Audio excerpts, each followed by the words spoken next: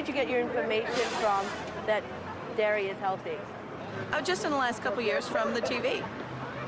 So no, I have not looked into it. I've just kind of taken their word for it. They're not going to say, well, I shouldn't say they're not going to say something on TV that's not true. The medical specialist stated, "It is my opinion that the ears, nose, throat, and accessory organs of all participating subjects examined by me were not adversely affected in the 6 months period by smoking the cigarettes provided."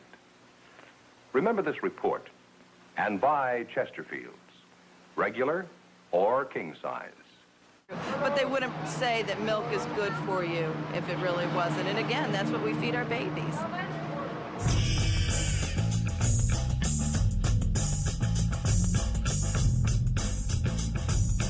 Looking at the meat and the dairy group, of those two groups, which should I give up? The question is, you should give up the dairy group. You'll get much better results than giving up the meat group. And the reason is dairy is basically liquid meat. It has essentially the same macronutrient properties, the same amount of fat, cholesterol, protein, lack of fiber, and so on. They're very similar in their nutritional makeup, but dairy has some extra problems, allergy problems, autoimmune diseases that they cause. They think dairy is health food. They look at a block of cheese and they think strong bones. They don't think glob of fat. So psychologically, they eat dairy guiltlessly, and they eat large amounts without any reservation. So if I was going to give one powerful message to a patient, to a community, to a country, to a world, is get off the dairy. You'll improve your health more than getting off the meat. When they say milk has calcium, everybody needs calcium, they leave the consumer to make the connection that therefore milk is a good source of calcium, which is of course absolutely not true.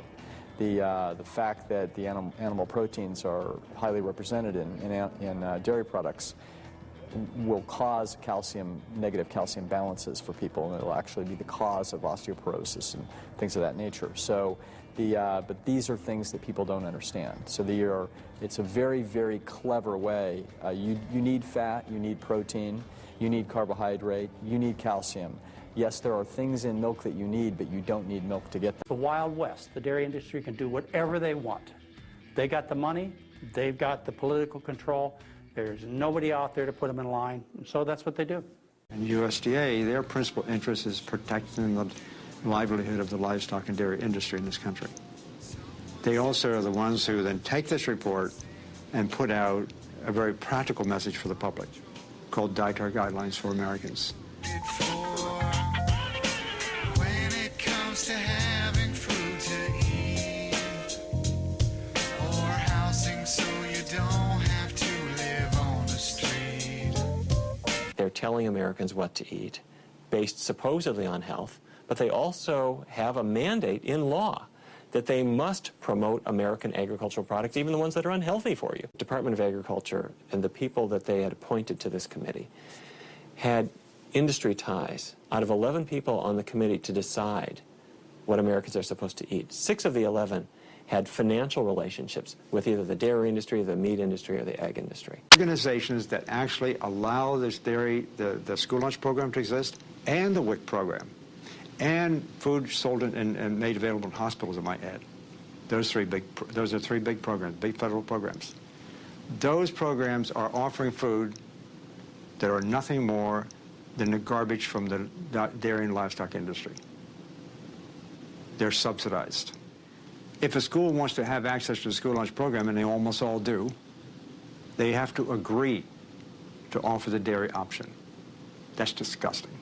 That's been existing for a long time. It should stop yesterday. The Dairy Council is obviously interested in selling milk. So even for individuals who complain of indigestion or other stomach cramps, other stomach problems, the Dairy Council wants them to keep trying to drink milk. And they do drink the milk, and then they go to class after they've had their milk at breakfast and had their milk at lunch. They're not feeling good. They're going to be squirmy in their chairs. They're not going to be able to concentrate. They're not going to do as well in school. So in a way, it's like we're setting our kids up, those children who don't tolerate milk well, to do poorly in school. When you're a little baby who's nursing, you have an enzyme that breaks those apart, and you can absorb them. But after the age of weaning, normally you lose that enzyme. A genetic mutation that's carried by about 85% of Caucasians has allowed them to digest this milk into adulthood, which is not the case for other races and certainly not the case for other species.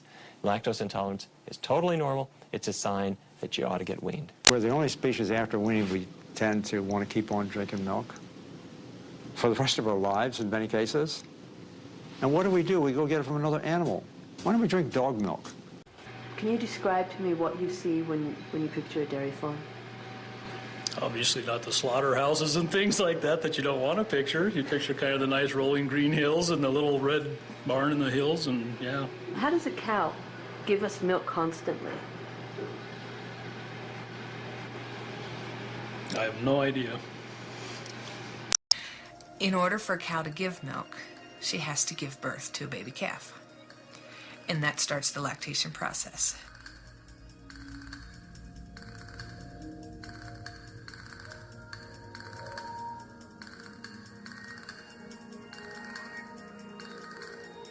And the mama can't stay with the calf because she's got to milk. She's got all this milk she has to give.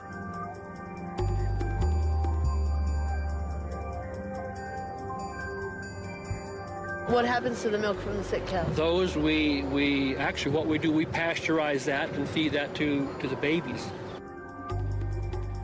A cow can have an infection in her udder, which is called mastitis. So the somatic cell count relates to the incidence of mastitis. So if the cow has a low somatic cell count, and somatic cells normally occur in the milk. White blood cells are everywhere, right? And so they're in the bloodstream, they come into the milk, and they exist. White blood cells are pus cells. And in analyses of the dairy that's being sold, they have 350, 400,000 pus cells per cc, along with 25,000 bacteria per cc is found in regular milk that you buy in the stores. Blood cells are present just naturally to help the baby cow.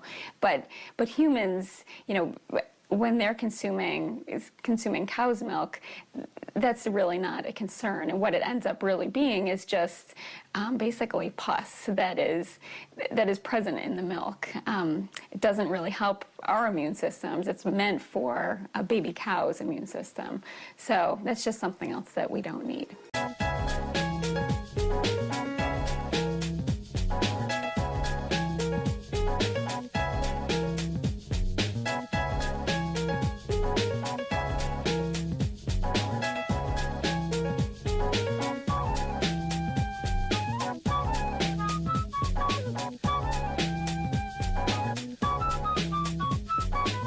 Anytime you add hormones to something that's going to be consumed by humans, you're going to affect them in some way.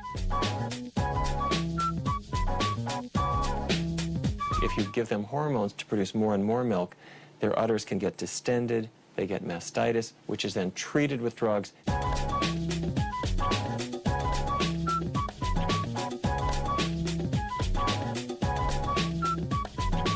The 70 to 80% of calories from fat, most of which is saturated. People don't realize that. They think, oh, this is a health food. It's rich in calcium, but it's not a health food. It's terrible. The higher the dairy consumption in different countries, the higher is the risk for osteoporosis. It's not the other way around. Like the dairy industry, they've been getting away with that yarn for quite a number of years now. And they found that the countries where they were consuming the most milk, the countries where they're consuming the most calcium, had the highest hip fracture rates. It's actually opposite of what you would think. At Harvard, the Nurses' Health Study tracked women, more than 70,000 women for over 18 years. What they found is those who drank the most milk had absolutely no protection against hip fractures at all. The idea that calcium is going to build strong bones is a myth. Over and over and over again, they do these studies, they put more calcium in the system, and it doesn't help the bones. And if we learned about nutrition, what were the factors that cause us to lose calcium, and what foods we could eat to have calcium from a healthier source, people would be much better off and their bones would be much stronger too. When you consume animal protein, such as found in dairy products or meats or eggs, you pull calcium from your bones and excrete it in your urine. It's the protein in our dairy-based foods that makes it more difficult for us to keep the calcium that we're getting from dairy products in our bodies. What happens is when you're consuming the animal protein, your blood becomes acidic and your body reacts by pulling calcium from the bones as a kind of buffer to neutralize the blood.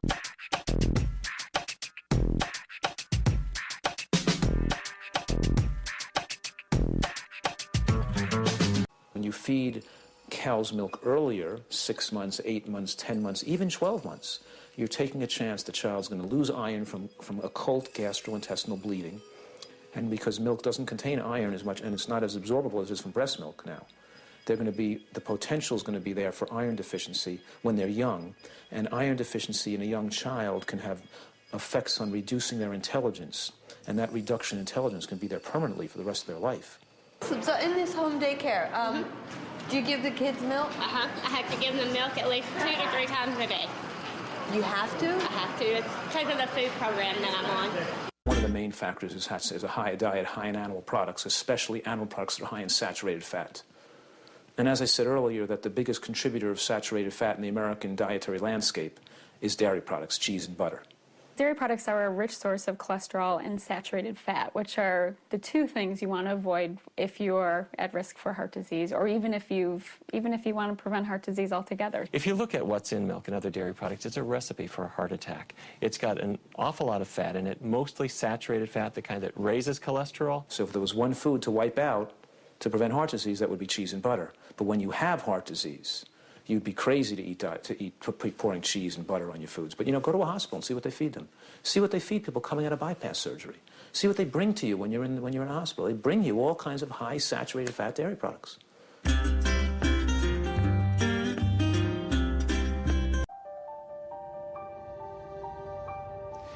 We worked on this a total of about 27 years. And we did many, many experiments, dozens of experiments over the years, and we ask all kinds of questions. First off, is it really true that animal protein, in this case cow's milk protein, that it can increase cancer? Well, we established that point in spades. It was absolutely true. It was dramatic. And then we went to some other questions, like, for example, how does it work? You'd like to know those kind of things to get more confidence, and the more we looked at a very fundamental level, biochemical level, we could find out this was changed, this was changed, this was changed. A whole lot of things was just sort of going wrong to create this cancer phenomenon. And then we got to a point where we could actually turn on and turn off cancer development just by giving them cow's milk protein or taking it away. That was dramatic. Insulin-like growth factor, which is a hormone that mama cow puts in the milk for baby cow to grow, and human mothers do the same thing in human breast milk. Because milk is designed to make things grow. And so the mother cow is putting growth factors and hormones and nutrients into the milk to cause changes in the calf's body that make the calf's cells grow. When you're an adult, you don't need any more growth hormone. Growth hormone basically is looking around for something to do. If it finds a non-self cell or a mutated cell, then it can act on those cancerous cells and increase growth of cancer cells. Because when we're done growing, we don't need to grow anymore, and so but our bodies still think that something needs to grow. All of a sudden, here's cow's milk protein, the most sacred of all nutrients, I think, as we've been educated. It causes cancer. It's ridiculous. And the information we got on cow's milk protein would make it the most relevant, significant chemical carcinogen we consume. Now, the question is, why doesn't the public get to know this? We know that milk is associated with increased risk of prostate cancer. We know that milk is associated with increased risk of ovarian cancer. We know that milk is associated with higher levels of IGF-1, which increases your risk of breast cancer. We know all these things, but the public doesn't get that information. Who controls what the government promotes is all based on social and political concerns and economic concerns. It's not based on science.